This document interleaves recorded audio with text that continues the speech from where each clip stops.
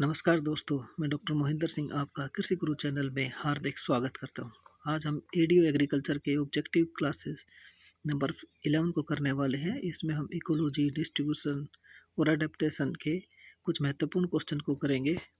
आइए इस क्लास को शुरू करते हैं। Agriculture is different from dash which is the practice of breeding and rearing of certain herbivorous animal.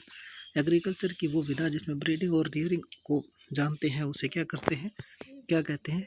पास्टोरियल farming कहते हैं।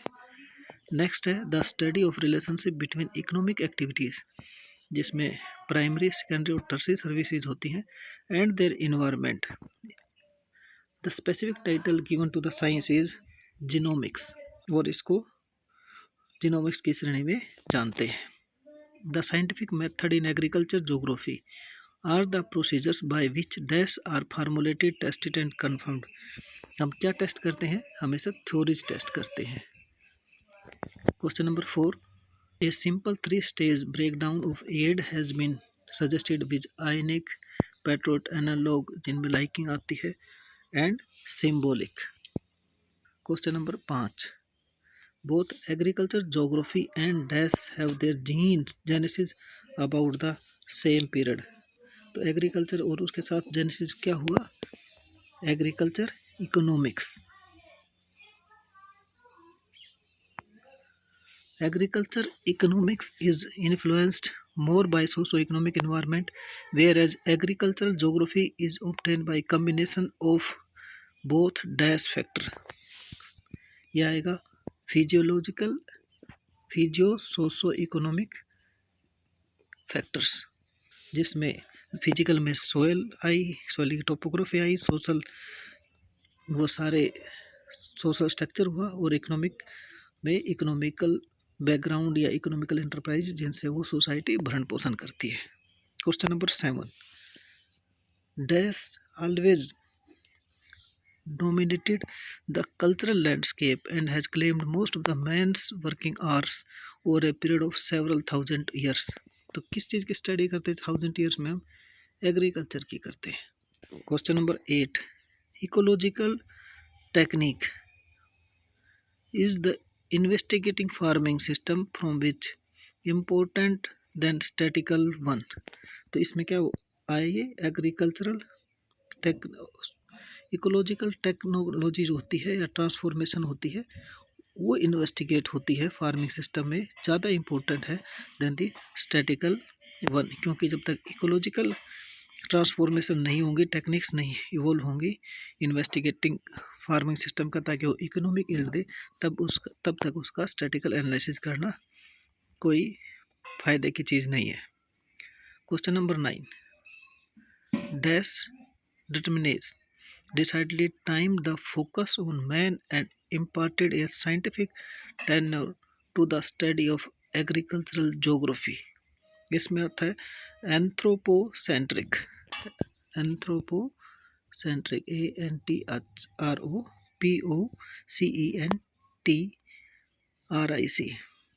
Question number 10, agriculture is now being studied from the point of view of human determinism, कि उसकी आवश्यकताओं के आधार पर। Question number 11, the stress on human determinism, यानी possibilities वो आवश्यकताएं, was responsible for transforming man's environment in terms brought about agricultural transformation.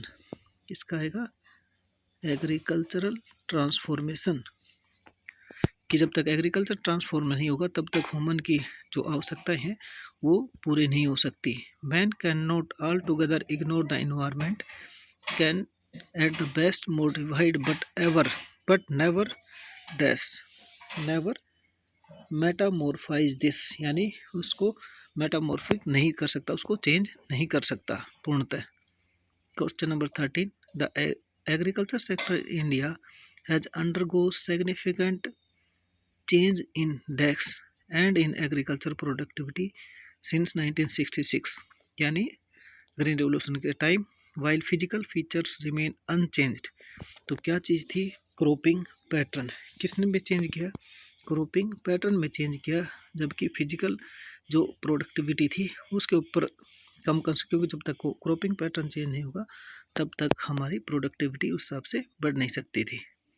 Question number 14, an ecosystem approach from agri geographic view point refers to the study of condition of a life at a level of individual organism, या हम crop कह सकते हैं, and dash of the organisms in relation to immediate environment.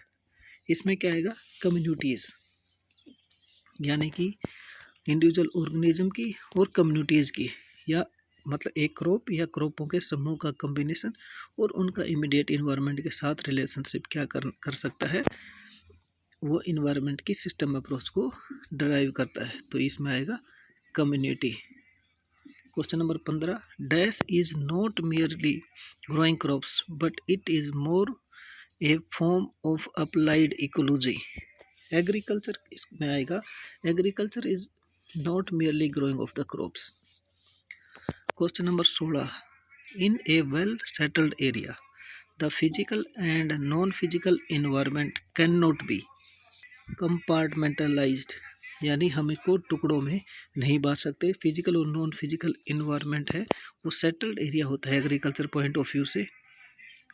17, the details of terrain are well encompassed by the elements of relative relief, average slope and dissection index DIS section SECTION index। Next है 17, 18, the direct effect of dash operates particularly through elevations, rugged relief and slope। इसमें आएगा direct effect of terrain कि किस प्रकार की terrains होती हैं, वो एलिवेशंस जिस पे आती हैं, वो रिलीफ, ये सारी क्या होती है, डायरेक्ट इफेक्ट करती हैं एग्रीकल्चर पे। Question number 19, at a height of 3500 metre and above decreased atmospheric pressure cause nausea and dash activities cannot be carried out despite of the domestication of numerous plants। तो कौन सी activity नहीं कर सकते, जब सांस चढ़ जाता है तो हम अपनी एग्रीकल्चर की बात है तो एग्रीकल्चर एक्टिविटीज़ को नहीं कर पाते। Question number 20, in tropics the altitude is a special significant for utilisation of land for agriculture. क्योंकि ट्रॉपिक्स हो या हम टेम्परेट की बात करें, एल्टीट्यूड बड़ा सिग्निफिकेंट रोल प्ले करता है एग्रीकल्चर प्रोडक्शन, प्रोडक्टिविटी और डिस्ट्रीब्यूशन ऑफ प्लांट स्पीसीज का। The temperature decrease with altitude due to the dash having low carbon dioxide content, moisture and other practices.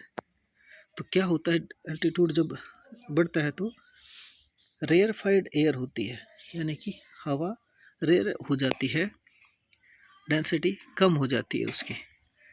Question number 22, the restrictive result of altitude, the temperature modification is most prominent in India as wheat crop is raised in Punjab Haryana plains in winter but dash in Ladakh. तो क्या बात होती है खास, वहाँ पे summer होती है उस टाइम पे, इसलिए वो समर में ग्रो की जाती है, क्योंकि वहाँ पर इसके फिजिबल टेम्परेचर होता है। अगर विंटर में लगाएंगे तो जर्मिनेशन ही नहीं होगा। Question number 23, the rainfall on dash is usually heavier than that of the leeward side. इसका तो मेरे ख्याल में सबको पता होगा, विंडवार्ड जो साइड होती है उसमें क्या होती है, हायर बारिश होती है, क्योंकि पहाड़ से टकराती है और उसी साइड बारिश हो जाती है, और दूसरी साइड जो हवा जाती है वो बारिश को नीचे छोड़ने के बाद आगे निकलती है, तो वहाँ हमेशा कम बारिश होती है। Question number 24, the orientation of mountains not only blocks winds but also stairs them into a definite direction. पहाड़ से टकराएंगे तो उनको डायरेक्शन भी बदलेगा और बारिश भी होगी। Question number 25, the interior part of Himachal Pradesh the wind which move down from adjacent cold mountains tops provide significant chilling atmosphere needed for the successful dash at lower elevation. इसमें क्या आएगा, जो ग्रोथ होती है खास हॉर्टिकल्चर क्रॉप्स की, उनके लिए लोअर टेम्परेचर देता है और मोस्टली वहाँ क्या ग्रो होता है, एप्पल क्रॉप ग्रो होती है। The soil in mountains region do not get properly, जो माउंटेन्स की सोयल्स होती है उनको प्रॉपरली क्या क्या नहीं होता, उनमें वो मैच्योर्ड सोयल्स नहीं होती। क्यों नहीं होती? क्योंकि बारिश होती रहती है और सोयल का इरोजन होता रहता है। Question number 27, the variation in texture, drainage and nutrient status of the soil with altitude causes of the agricultural land use. Regionalisation आएगा इसमें। रीजनलाइजेशन का मतलब ये है कि उस रीजन की स्पेसिफिक जो ड्रेनेज है, वो स्टेटस है एल्टीट्यूड के ऊपर, वो इरोजन, उसकी लैंडस्केपिंग, सब चीज़ डिसाइड करती है वहाँ कैसी क्रॉप होगी। तो इस चीज़ को क्या कहते हैं, रीजनलाइजेशन, की इस रीजन में ये क्रॉप होगी, इस रीजन में ये क्रॉप होगी, इस रीजन में ये कंजर्वेशन प्रैक्टिसेस होंगी, तो रीजनलाइजेशन कहलाती है। Question number 28, well drained volcanic soils are dash than other type of soil. क्या होती है, जो वोल्केनिक सोइल्स होती हैं वो मोर फर्टाइल होती हैं then other soils. Rugged relief of the area determines the value of terrain. ऐसी जगह पे क्या होती है, एरेबल फार्मिंग होती है, arable farming. Question number 30, the most obvious direct effect of the slope is in the form of restrain on dash and accessibility. जो direct effect होता है स्लोप का, और वो क्या रिस्ट्रेन करता है, किस चीज़ पे उसका इफेक्ट पड़ता है, वो पड़ता है उसकी कल्टीवेशनल प्रैक्टिसेस पे। तो इसमें आएगा cultivation. Both run off dash vary according to the stiffness of the stock. ये सबको पता है कि अब बात डिपेंड करेगा रन ऑफ और इरोजन, ये किस बात पर डिपेंड करेगा, स्टिफनेस स्लोप की पे डिपेंड करेगा। Question number 32, dash would prove more beneficial on sloping field to recharge the soil moisture without any erosion. तो क्या करता है ऐसी जगह पे, स्प्रिंकलर इरिगेशन जो है, या माइक्रो इरिगेशन भी आ सकता है इसी जगह, वो बेनिफिशियल है स्लोपिंग लैंड्स पे, अनइवन लैंड्स पे, जो मॉइस्चर को रिचार्ज भी करता है क्योंकि वो लो प्रेशर से जाता है। Question number 33, excessive water erosion areas coincide approximately with the areas of dash of many tributaries और area of joint and। इसमें क्या होगा, को इन्फ्लुएंस होता है कि किस चीज़ का क्या क्या इन्फ्लुएंस रहेगा जिससे कि वो सोयल अपना काम करती है।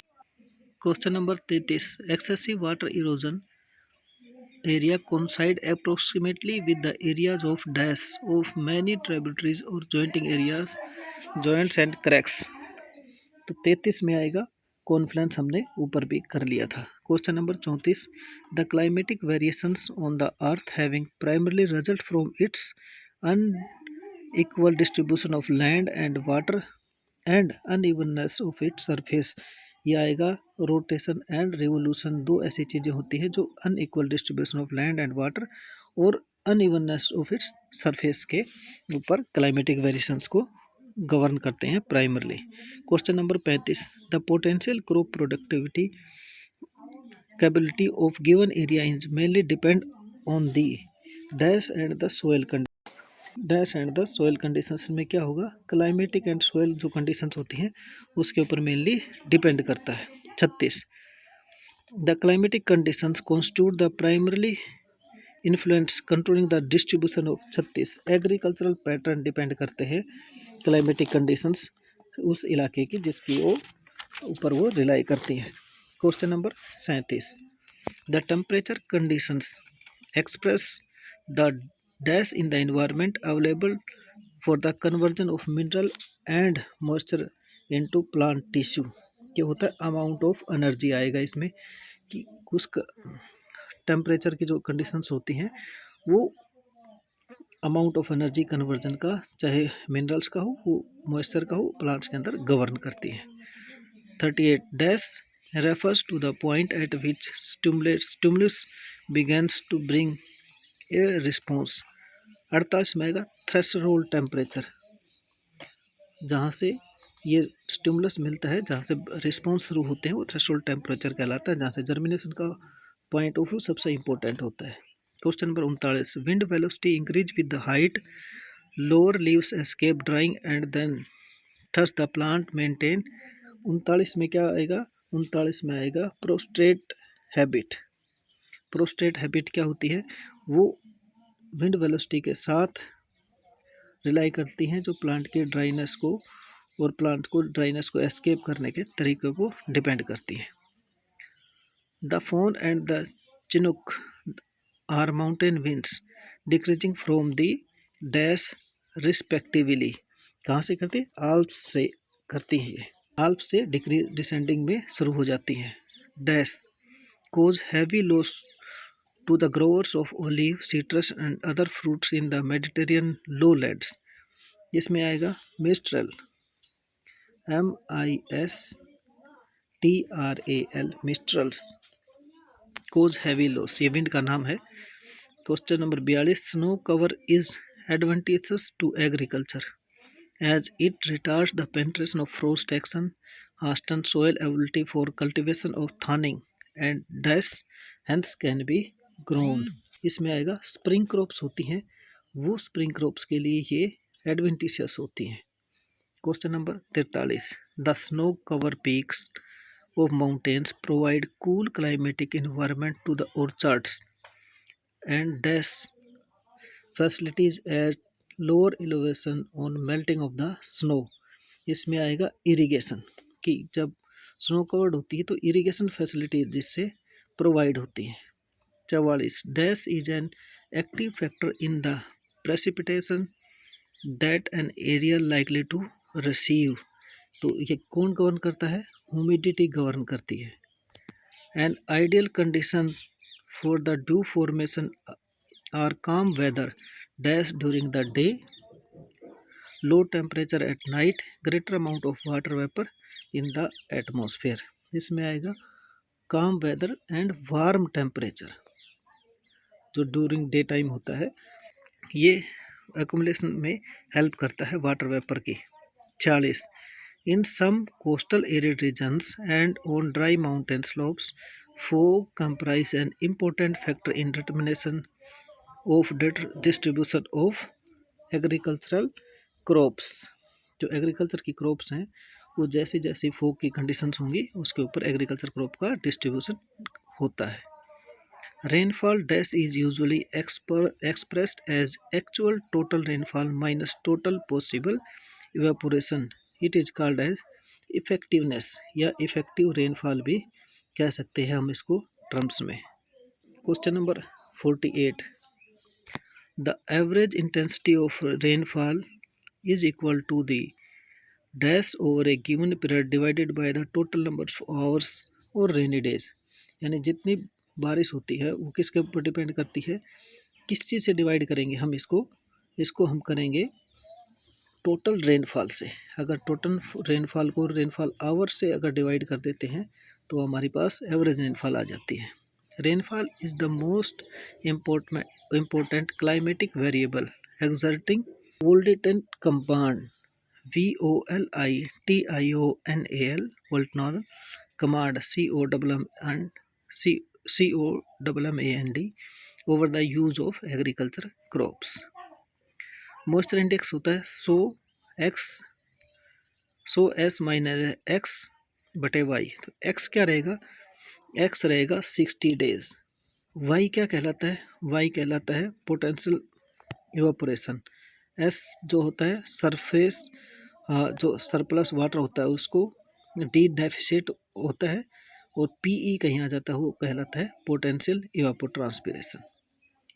51, एंड डेक्स is needed at all must be defined in terms of agricultural elements which by crops, livestock or enterprises data or by the measurement of farming process or farming organisation.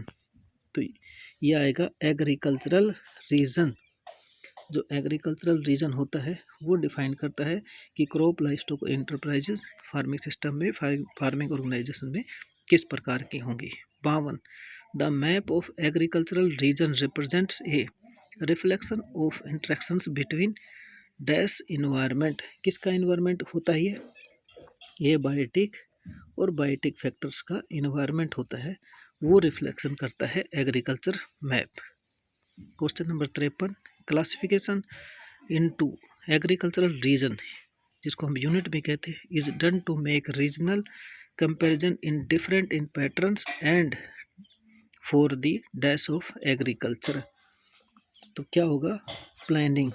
जो agricultural unit होंगी वो agriculture की planning में हमें help करती है।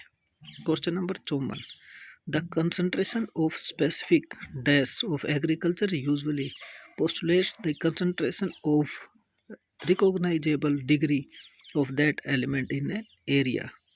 तो 54 में आएगा element, the concentration of specific element, वो हमारा इसमें हेल्प करता है। Dash comprise a useful alternative to measure the extent of diversification in cropping pattern in an area. तो कौन सा इंडेक्स कहलाता है, वो डाइवर्सिफिकेशन करेगा तो डाइवर्सिफिकेशन इंडेक्स होता है। Agricultural typology is considered to be primary importance in agricultural planning. Question number 57, agricultural types should be identified on the basis of dash attributes of agriculture. कौन से एट्रीब्यूट होंगे एग्रीकल्चर के, internal भी कह सकते हो आप, इंटरनल एट्रीब्यूट्स भी कह सकते हो इसको आप, इनहेरिटेंट भी कह सकते हो, और एंडोजिनस भी, कुछ भी कहो, एक ही आंसर है ये। Question number 58, the great arid belt of the old world from Atlantic source of Sahara to the steppes of Mongolia has been occupied by oasis farmer and pastoral nomadic at least 3000 year ago. Question number 59, unlike commercial grain farming or grazing, dash is a ancient activity that may also be called on aboriginal form of livestock raising। तो ये क्या कहलाती है, nomadic. कौन सी herding कहते हैं इसको, nomadic herding कहते हैं, जो प्राचीन पद्धति होती है। Nomadic herding is confined to harsh animal environment unsuited for, किसके अनसूटेड होता है वो, कॉमर्शियल एक्सप्लॉयटेशन के, commercial exploitation of environment. Question number 61, nomadic herds are constantly और intermittently on the moves in search of regional embodied with the forage and water. किस बात की, कि पशुओं को चारा मिल जाए और पीने का पानी मिल जाए। डेक्स chiefly subset on the herds almost for all the needs, namely food, clothing, shelter and various articraft। तो 62 में आएगा पास्टोरल नोमैड्स। हर्ड्स की बात आ जाती है नोमैडिक की, तो सारे पोस्टल नोमैड्स होते हैं, और किस चीज़ की जरूरत होती है, फॉरेज और वाटर जहाँ मिल जाता है वो वहीं सेट हो जाते हैं, घुमंतु जिसको कहते हैं। Question number 63, it is widely believed that nomadic herding involves in the continents of decks where most of the domestic animals were first put to man use। कौन सी कहलाती है वो, Afro Eurasia, Afro Eurasia. The driest part of the world still have characteristics of, क्या हुआ अब भी, नोमैडिज्म, कि घुमंतु हैं अब भी वहाँ, तो इसका उत्तर आएगा नोमैडिज्म। Dash is said to be old as the history of agriculture itself and could be traced back about 7000 to 8000 BC। इतने 7 से 8000 BC तक की जो होती है वो कौन सी पद्धति चल रही है अब तक, shift cultivation. 66 cultivation has been recognised as the most wide spread dash of the tropics encountered in Amazonia, the Congo basin and south east Asia, जिसमें हम भी आते हैं। तो वो क्या होता है, एग्रीकल्चरल सिस्टम होता है, वाइड स्प्रेड एग्रीकल्चर सिस्टम है, जो ट्रॉपिक्स में, अमेजोनिया में, कोंगो बेसिन में और साउथ ईस्ट एशिया में मिलता है, वो एग्रीकल्चर सिस्टम शिफ्ट कल्टीवेशन होता है। 67, the cropping pattern are most commonly adopted by झुम्पीज इज 67। हमने अभी पढ़ लिया था ये कि इसमें जो होती है मिक्स्ड क्रॉपिंग होती है कि पशुओं का चारा, खेती, पानी और इंटरटिलेज। तो इसका आंसर आएगा मिक्स्ड क्रॉपिंग और intertillage. Tillage method among dash farmer are relatively more intensive than those of the shift cultivation. जो फार्मर ज़्यादा इंटेंसिव है उसमें वहाँ अप्लाई होता है, उसको क्या कहते हैं? उसको कहते हैं सेडेंट्री, यानी जो स्थायी हो जाते हैं। Question number 69, most of the substance farming areas are located in the monsoon region of dash and adjacent island. तो सब्सटेंस फार्मिंग होती है जिसको हम भरण पोषण वाली फार्मिंग कहती हैं, वो मानसून रीजन में कहाँ लोकेट होती हैं? वो लोकेट होती हैं साउथ ईस्ट एशिया का जो रीजन है, जो हमारा रीजन भी जिसमें आता है, तो साउथ ईस्ट एशिया इसका उदाहरण आंसर है। Intensive substance farming system are the form of S nature. तो कैसी नेचर है यह? प्रीडेटरी एग्रीकल्चरल नेचर है। 71 में rice is the most distinctive and important staple food for intensive dash area. Substance tillage का जो एरिया होता है, जहाँ भरण पोषण की बात होती है, जहाँ पानी होता है, तो सब्सटेंस टिलेज का नेचर की फार्मिंग होती है उसमें। Question number 72, dash agriculture is an ancient system of representing more stable collaboration between man and the land. Agriculture का वो कौन सी प्राचीन पद्धति है जो आदमी की और लैंड के समन्वय का उदाहरण है? वो है मेडिटेरियन रीजन का एग्रीकल्चर जो होता है वो इसका सबसे अच्छा उदाहरण है। 73, the livestock ranching system embodied a number of characteristics of common with the dash agriculture system। जो लाइवस्टॉक की रैंचिंग सिस्टम होती है वो किस रीजन की करेक्टरिस्टिक्स होती है, किस सिस्टम की करेक्टरिस्टिक होती है? वो प्लांटेशन एग्रीकल्चर सिस्टम की करेक्टरिस्टिक्स होती है। Question number 74, commercial dash is the recent origin and both extensive and mechanized in respect to production technology। तो ये इसमें आएगा grain farming. Commercial grain farming होती है वो एक्सटेंसिव और मैकेनाइज रिस्पेक्ट को प्रोडक्शन टेक्नोलॉजीज को यूज़ करती है। 75, डैश में बी